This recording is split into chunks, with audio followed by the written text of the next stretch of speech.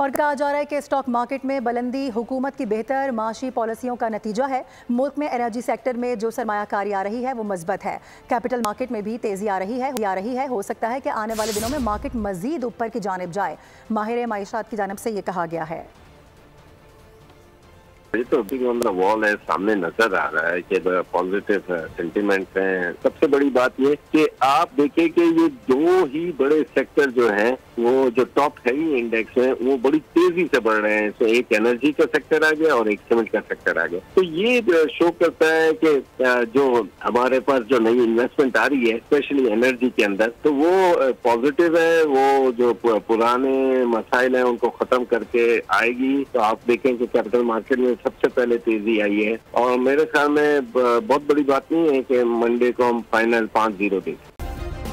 Subscribe करें और bell दबाएं ताकि कोई खबर रह न जाए।